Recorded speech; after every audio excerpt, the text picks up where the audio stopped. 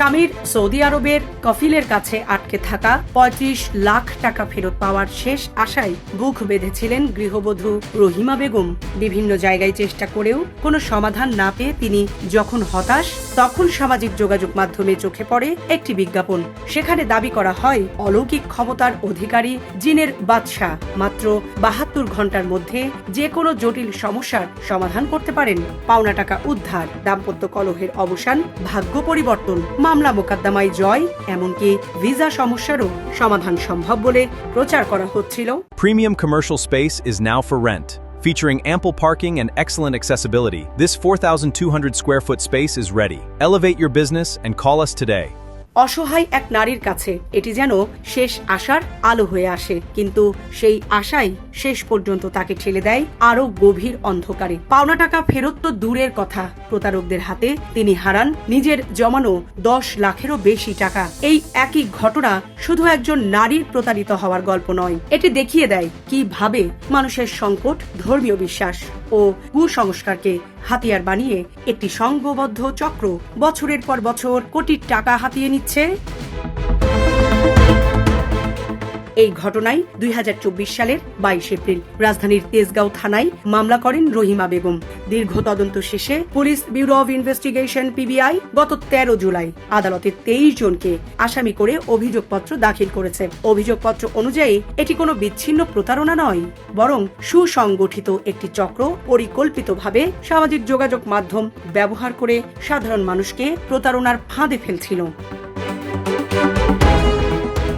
তদন্তে উঠে এসেছে রহিমা বেগমের স্বামী কবির হোসেন সৌদি আরবে কর্মরত ছিলেন।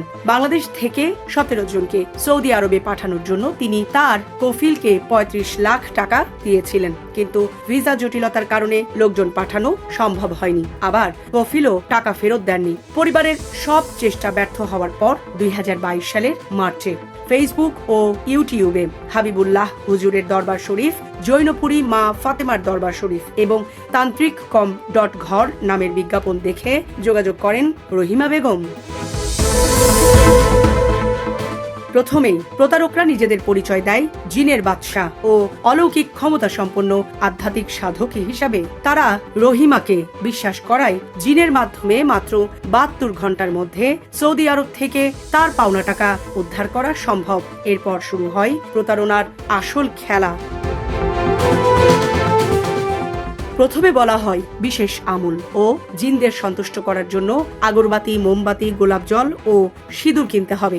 এরপর বলা হয় রহিমার ওপর বদ জিনের শনি ভর করেছে, সেই অশুভ প্রভাব দূর করতে প্রয়োজন ভুটানি গরুর ২১ কেজি দুধ। সেই দুধ দিয়ে জিন পরীকে পবিত্র করা হবে। কিছুদিন পর নতুন দাবি আসে, জিনের মাধ্যমে রত্নময়ী শ্রী আংটি পাঠানো হবে, তবে তার জন্য আরো টাকা দিতে হবে। একটি দাবি পূরণ করার পর আরেকটি দাবি আসতে থাকে। কখনো বলা হয় জিনদের জন্য বিশেষ মিষ্টি লাগবে, কখনো আগুনে স্পর্শ করা বিশেষ শাড়ি কিনতে হবে, কখনো বিদেশি জাতের শকুন কিংবা আবাবিল পাখি সংগ্রহের কথা বলা হয়। প্রতিবারই বলা হতো এসব না করলে অলৌকিক কার্যক্রম সম্পন্ন হবে না এবং টাকা উদ্ধারও সম্ভব হবে না। এভাবেই ধাপে ধাপে রহিমা বেগমের কাছ থেকে ১০,২০,০০০ টাকা হাতিয়ে নেওয়া হয়। এরপর প্রতারকেরা হঠাৎ করেই যোগাযোগ বন্ধ করে দেয়। তখনই তিনি বুঝতে পারেন তিনি একটি সংঘবদ্ধ প্রতারক চক্রের শিকার হয়েছেন। চক্র ইন্টারনেট থেকে বিকৃত ও ভয়ঙ্কর ছবি সংগ্রহ করে সেগুলোকে জিন পরীর ছবি বলে পাঠাতো। প্রযুক্তির সাহায্য নিয়ে নিজেদের কণ্ঠ বিকৃত করে ভয়েস রেকর্ড তৈরি করত এবং দাবি করত এটি জিনের বাদশার কণ্ঠ। এমনকি কোরআনের ওপর হাত রেখে কাউকে বিষয়টি গোপন রাখার শপথও করানো হতো। রহিমা বেগম জানিয়েছেন প্রতারকেরা তাকে ভয় দেখিয়ে বলেছিল যদি তিনি কারো কাছে এসব কথা বলেন তাহলে তার সন্তানদের গলা দিয়ে রক্ত উঠে মৃত্যু হবে, পরিবারের ওপর ভয়াবহ অমঙ্গল নেমে আসবে। ধর্মীয় বিশ্বাস ও সন্তানের নিরাপত্তার ভয়কে পুঁজি করেই তাকে দীর্ঘদিন নীরব থাকতে বাধ্য করা হয়েছিল। মামলার তদন্তে গাজীপুর, নারায়ণগঞ্জ ও ভোলাই অভিযান চালিয়ে ৩ জনকে গ্রেফতার করা হয়। তারা হলেন মোহাম্মদ রাকিব মোল্লা ও মোহাম্মদ আলাউদ্দিন। তাদের কাছ থেকে মোবাইল ফোন, প্রতারণার কাজে ব্যবহৃত ভিডিও, ভয়েস রেকর্ড এবং সামাজিক যোগাযোগ মাধ্যমে প্রচারের জন্য তৈরি বিজ্ঞাপনের ছবি উদ্ধার করা হয়। জীবন অবাক না করলে কে করবে? 28% মিল্ক ফ্যাটের অবাক করার সাথে ফ্রেশ মিল্ক পাউডার। জীবন অবাক করুক প্রতিদিন। পিবিআইয়ের তদন্তে যে 23 জনকে আসামি করা হয়েছে তাদের অধিকাংশের বাড়ি ভোলা জেলার বোরহান উদ্দিন উপজেলায়। 3 জন গ্রেফতার হলেও পরে জামিনে মুক্তি পেয়েছেন।